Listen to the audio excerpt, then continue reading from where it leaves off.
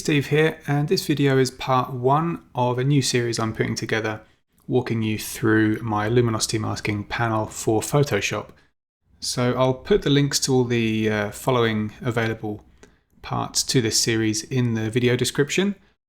And if you've stumbled across this video on YouTube and you're not currently a user of my Luminosity Masking Panel, and you would like to see how easy it can be to actually create and use luminosity masks, then stay tuned, and I'll also put a download link in the description below where you can go and buy the panel. So let's kick off with just walking you through the sections, each of the sections of the panel. So I've already loaded it over here in my window on the right hand side. And so we're just going to be scrolling up and down through this section here. You can kind of drag this and place it anywhere you like. So, you could have it over here if we want and just have the whole thing visible. But I find that takes up quite a bit of space. So I've just got it nestled in here between my navigator. I'll just make that a bit bigger for now, actually. And my channels and layers panel down below. So yeah, we've got a few sections. I'll just sort of give you a brief description of each one, and then we'll spend the majority of this video on the Luminosity Selections section just here. So first of all, we've got Luminosity Selections.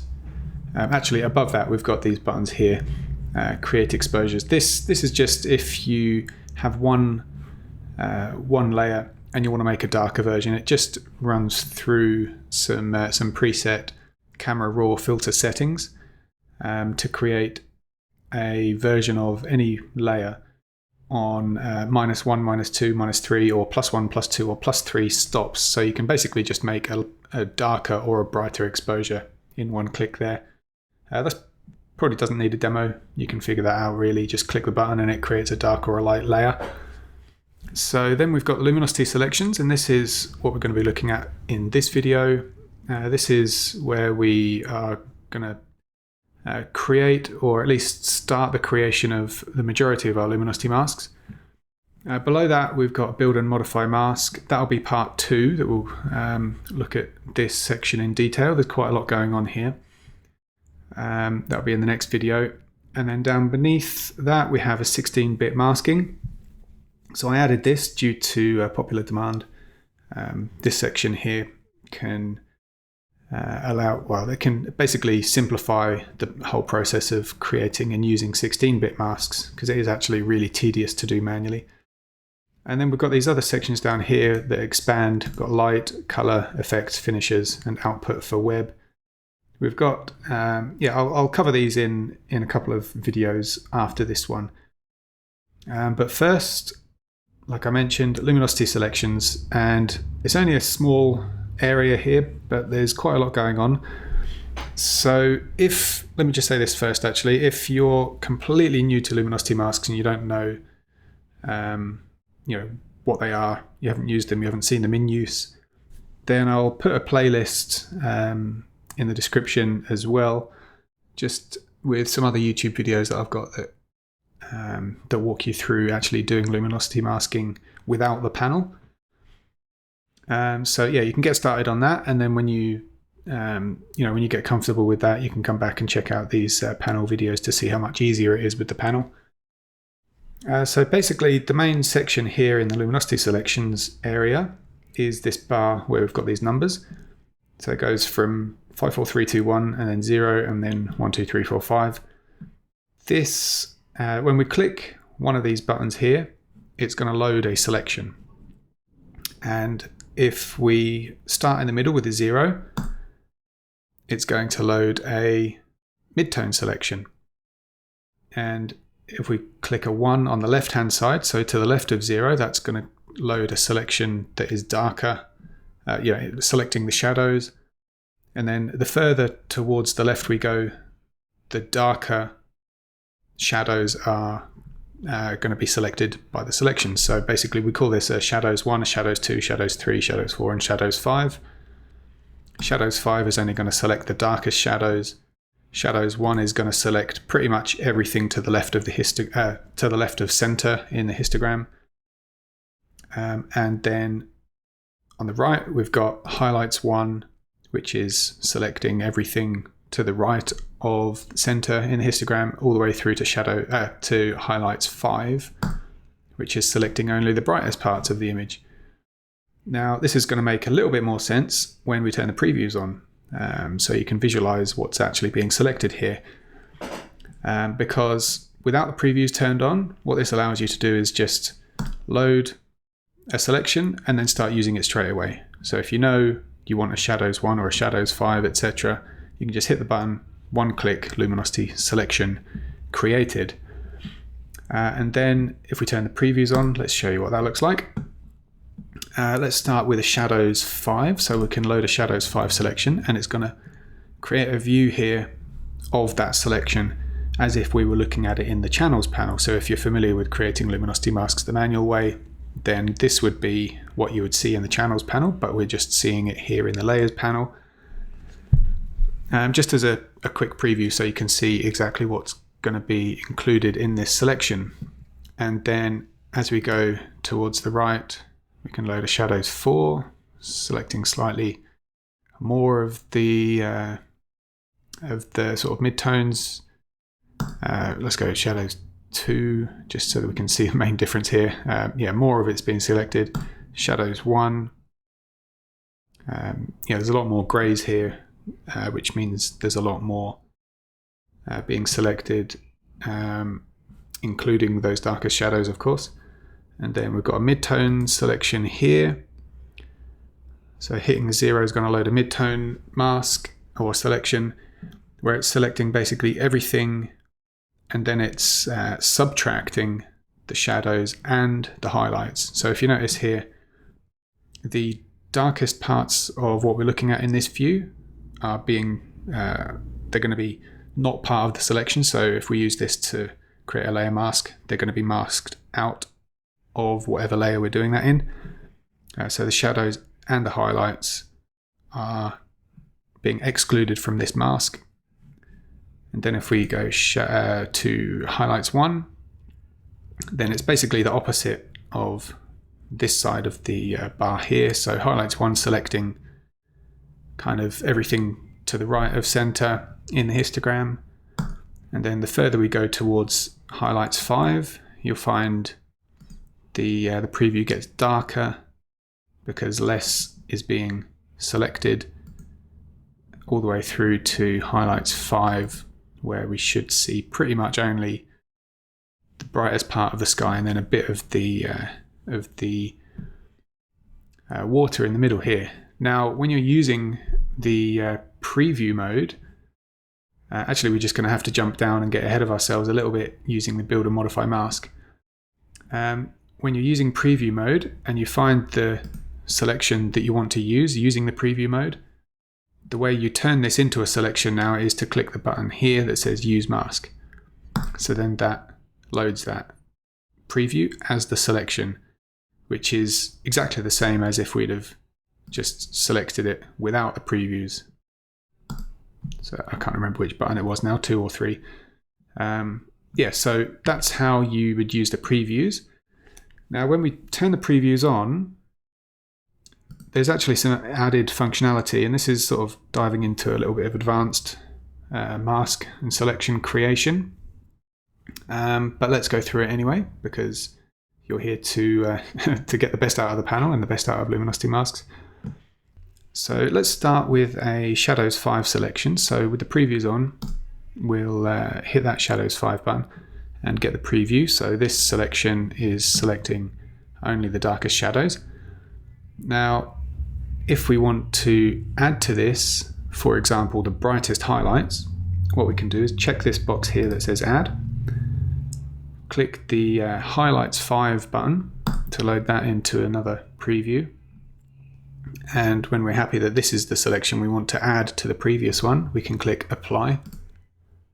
And what we're presented with now is a preview where the shadows and the highlights are going to be included in this selection if we were to then go and hit that Use Mask button.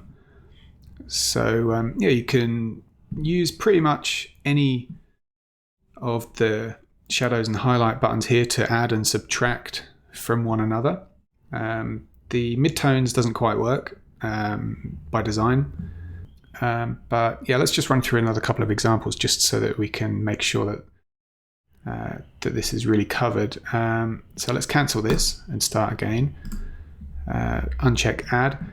So let's say we wanted to load a shadows one. But now we want to make some of these highlights in here even darker.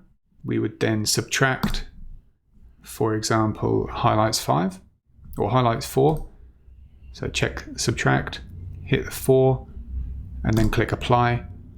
And then here, when we subtract, these highlights within this initial preview have now gotten darker.